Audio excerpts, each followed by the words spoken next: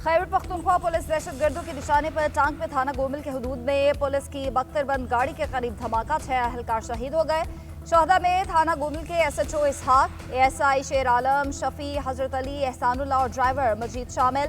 Police का इलाके का घेराव करके सर्च ऑपरेशन। सदर मुमलिकत वजीर आजम और वजीर आला सुहेल आफरीदी का अहलकारों की शहादत पर इजहार अफसोस कहा, शोहदा की कुर्बानियां रायगा नहीं जाएंगी।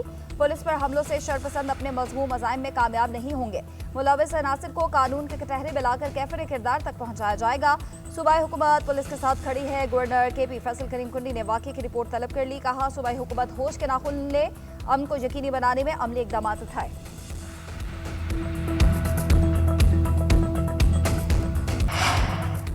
दहशतगर्दों से नर्म रवैये की वजह क्या है? वज़ीर मुमलिकत दाखिला वज़ीर आला KP से पूछ लिया। सुहेल आफरीदी का दहशतगर्दों से मुतालिक हालिया बयान अफसोसनाक करार। इस्लामाबाद में मीडिया से गुफ्तगू करते हुए कहा, वज़ीर आला हो या आम रहनुमा, कौमी बयानिए के खिलाफ कोई गुफ्तगू बर्दाश्त नहीं की जाएगी।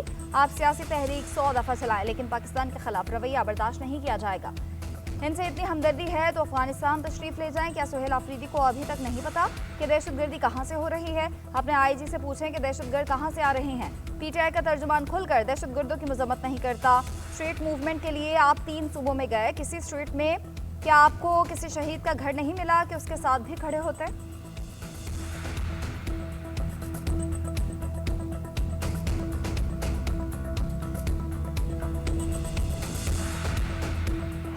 दहशतगर्द का इस्लाम या किसी भी मजहब से कोई ताल्लुक नहीं। दहशतगर्दों के बयानिए का डटकर मुकाबला।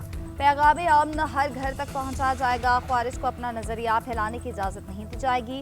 वफाकी वज़ीर इत्तलात अताउल्लाह तारर का कौमी पैगाम अमन कॉन्फ्रेंस से खिताब। कहते हैं, ये कौन सा इस्लाम है जिसके नाम पर भारत से फंडिंग लेकर पाकिस्तान में धमाके किए जाएं?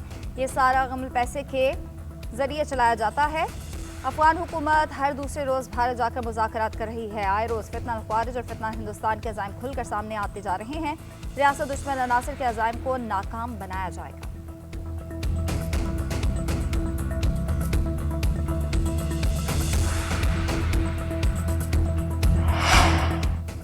सदर मुमलिकत ने इस्लामाबाद लोकल गवर्नमेंट ऑर्डिनेंस जारी कर दिया। इस्लामाबाद में 3 टाउन कॉरपोरेशन होंगे।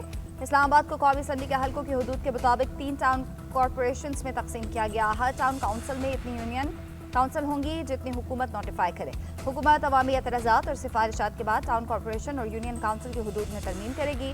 वज़ारत दाखिला की सिफारिश पर टाउन कॉरपोरेशन के अंदर UC की तादाद कम या बढ़ाई जा सकती है। इलेक्शन कमीशन यूनियन काउंसिल की हल्का बंदी करेगा। हर टाउन कॉरपोरेशन में यूनियन काउंसिल के चेयरमैन बतौर जनरल मेंबरान होंगे। हर टाउन कॉरपोरेशन में 4 खवातीन, 1 किसान या वर्कर, 1 ताजिर या बिजनेसमैन होगा, 1 नौजवान रुकन और 1 गैर मुस्लिम होगा। 1 वोटर, 1 जनरल मेंबर उम्मीदवार के लिए वोट डालेगा।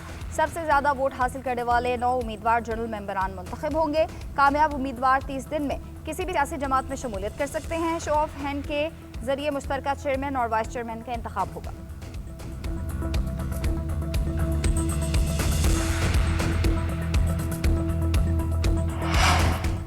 ईरान के खिलाफ मुख्तलिफ ऑप्शन ज़ेर गौर फौजी कार्रवाई भी शामिल है। ईरानी ऑपोजिशन से राब्ते में है। अमरीकी सदर डोनाल्ड ट्रंप की मीडिया से गुफ्तगू। कहते हैं, इंटरनेट की बहाली के लिए एलॉन मस्क से बात करेंगे। तेहरान हमारी रेड लाइन अबूर कर रहा है। एहतजाजी सूरत हाल पर हर घंटे बाद ब्रीफिंग दी जा रही है। ईरान ने जौहरी मुआहदे पर मुज़ाकरात के लिए राब्ता किया। एटमी प्रोग्राम से मुतालिक बात हो सकती है। अमरीकी TV के मुताबिक ईरान में मुजाहिरों के बाद सदर को फौजी ऑप्शंस पर ब्रीफिंग दी गई। साइबर ऑपरेशंस और नई पाबंदियां भी ज़ेर गौर हैं। अमरीकी ओहदेदार का दावा है कि ट्रंप ईरान से मुतालिक ऑप्शंस पर गौर करने के लिए सीनियर मुशीरों से मंगल को मुलाकात करेगा।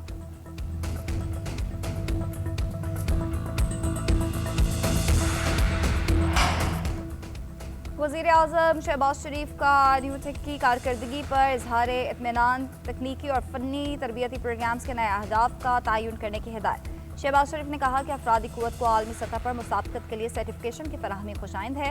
खलीजी ममालिक में अफरादी क़ुव्वत की खपत के लिए इक़दामात में तेज़ी लाएँ। पाकिस्तानी नौजवान सलाहियतों से भरपूर हैं, उनके लिए न्यूटेक के ज़रिए एक मुफस्सल प्रोग्राम शुरू किया। उसके मुस्बत नताइज सामने आ रहे हैं। प्रोग्राम्स को वसअत दी जाए ताकि ज़्यादा से ज़्यादा लोग तरबियत हासिल करें। जिन इदारों की कारकर्दगी इत्मीनान बख्श नहीं, उनकी रुकनीत मुअत्तल करके कार्रवाई की जाए।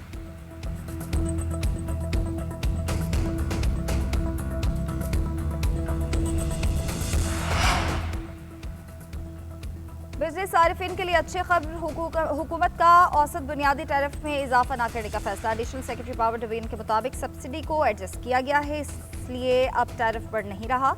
जुलाई से अब तक एनर्जी मिक्स में फर्क आया। हुकूमत ने टैरिफ में रद्दबदल ना करने का फैसला किया है। इस वक्त तमाम कैटेगरीज के सारिफिन को 629 अरब की सब्सिडीज दी जा रही हैं।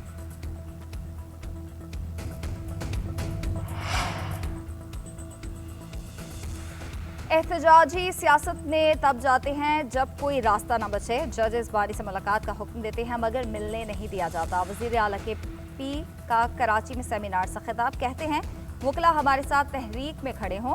जितनी भी तहरीक चली, सिंध हाई कोर्ट बार खड़ी रही, अब भी साथ में। आइन और कानून से खिलवाड़ का मुल्क को नुकसान होता है। वकला का मशकूर हूँ कि अपनी बात रखने की इजाज़त दी। सिंधियों का दिल बड़ा है जो मेहमानों को इज्जत देते हैं। सिंध हुकूमत ने मेहमानों के साथ अच्छा नहीं किया। सुहेल आफरीदी का पीटीआई रहनुमाओं के हमरा मज़ार कायद का दौरा, मज़ार पर हाजिरी दी, फूल चढ़ाए। पीटीआई कराची के रहनुमाओं से मुलाकात की। कराची में तमाम इवेंट्स, तहरीक जलसे और रैलियों में ताउन पर शुक्रिया अदा किया।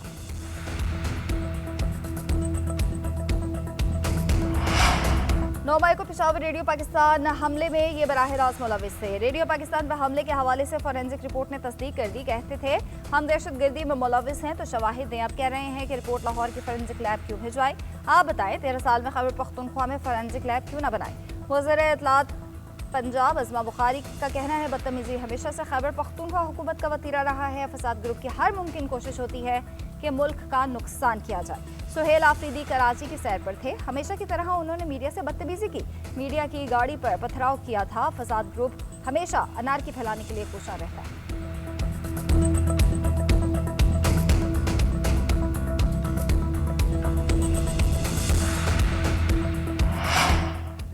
वज़ीर आज़म के मुआवने ख़ुसूसी इख्तियार वली खान के पीटीआई पर ताक ताक कर निशाने। कहते हैं पीटीआई की जानिब से सोशल मीडिया पर मकबूलियत के बेबुनियाद दावे किए जा रहे हैं।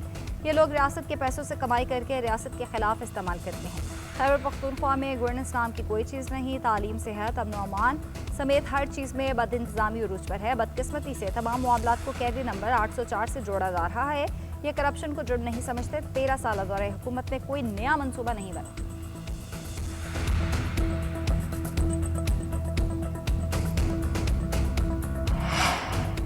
जस्टिस इनाम मिन्हास, जस्टिस आजम खान, जस्टिस मोहम्मद आसिफ मुस्तकिल जज बन गए। जुडिशल कमीशन ने तीनों एडिशनल जजेस को इस्लामाबाद हाई कोर्ट का मुस्तकिल जज बनाने की मंजूरी दी। चीफ जस्टिस याहिया अफरीदी की ज़ेर सदारत जुडिशल कमीशन का इजलास। वफाकी आईनी अदालत में जजेस तैनाती के लिए रूल्स बनाने पर गौर किया गया। बलोचिस्तान हाई कोर्ट के 2 जजेस की मुस्तकली का मामला भी एजेंडे में शामिल। जस्टिस अयूब खान और जस्टिस नजमुद्दीन को मुस्तकिल जज बनाने का मामला ज़ेर गौर। पीटीआई के 2 अरकान इजलास में शरीक न हुए। दूसरी जानिब वफाकी आईनी अदालत, वफाकी शरई अदालत इमारत में मुंतकिल। चीफ जस्टिस अमीनुद्दीन खान ने दीगर जजेस के हमरा नई इमारत का इफ्तिताह किया।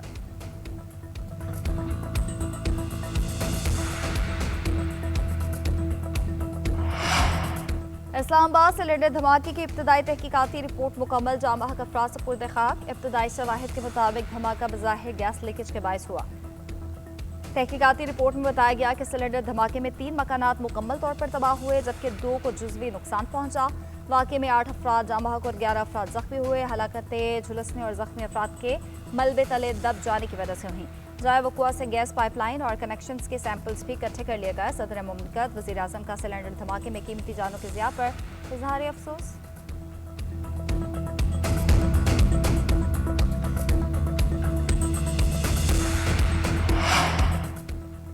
लाहौर हाई कोर्ट का नासिर बाग को बहाल करने का हुक्म। पीएचए को बहाली के अमल का निगरान बना दिया। स्मोक तदारुक केस में कैनाल रोड पर दरख्तों की कटाई की रिपोर्ट पेश। अदालत को बताया गया कि दरख्तों की कटाई के जिम्मेदार ऑफिसर्स और मुलाजमीन को मुअत्तल किया गया है। प्रोजेक्ट डायरेक्टर समेत 4 मुलाजमीन को मुअत्तल किया गया। अदालत का महकमाना कार्रवाई पर इजहार इत्मीनान। जस्टिस शाहिद करीम ने रिमार्क्स दिए कि डीजी को बता दें कि शहर में उनकी इजाज़त के बगैर कोई दरख्त ना काटा जाए। दरख्त काटने से पहले जायजा लिया जाए कि उसे या उसकी शाखों को बचाया जा सकता है या नहीं। मजीद सभा 16 जनवरी तक मुलतवी।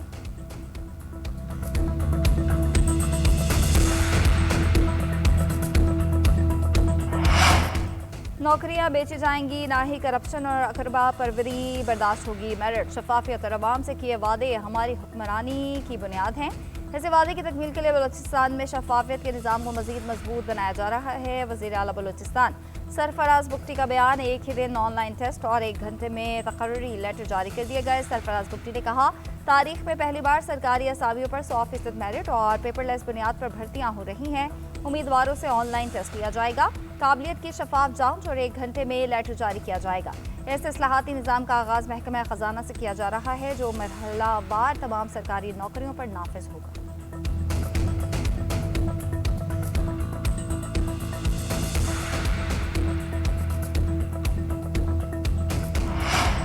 सदर मुमलिकत का बहरीन का सरकारी दौरा फाइनल 13 से 16 जनवरी तक दौरा करेंगे। आला सतह का वफ्द भी हमरा होगा। तर्जुमान दफ्तर खारजा के मुताबिक आसिफ अली जरदारी बहरीन के शाह हमद बिन ईसा अल खलीफा से मुलाकात करेंगे। वली शहजादा सलमान बिन हमद से भी मुलाकात होगी। मुलाकातों में 2 तरफा इलाकाई और बैनुल-अक़वामी उमूर पर तबादला ख्याल किया जाएगा। सदर का दौरा बरादर खलीजी मुल्क के साथ पाकिस्तान के दरीना ताउन को मजीद मजबूत बनाएगा।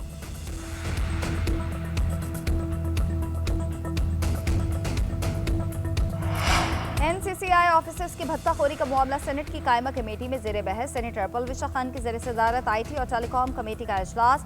FIA के गैर कानूनी कॉल सेंटर्स पर छापों और मेरी भगत से मामलात निपटाने पर ब्रीफिंग।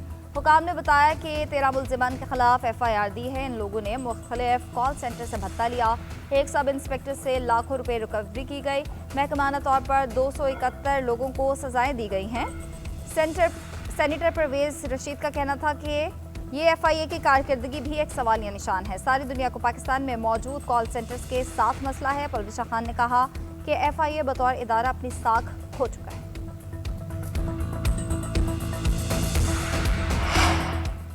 कायद-ए-आज़म यूनिवर्सिटी के तलबा का CDA के खिलाफ एहतजाज। ट्रांसपोर्ट सेक्शन बंद, तलबा के पर्चे मनसूख। स्टूडेंट्स फेडरेशन का कहना है, जामिया के नवाह में हज़ारों तलबा निजी हॉस्टल्स में रह रहे हैं।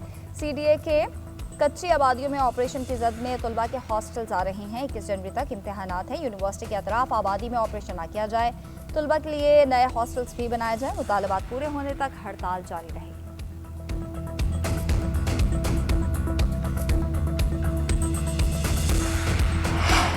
भारत की एक बार फिर आलमी सतह पर बेइज्जती। इंडियन स्पेस रिसर्च ऑर्गेनाइजेशन को शर्मिंदगी का सामना।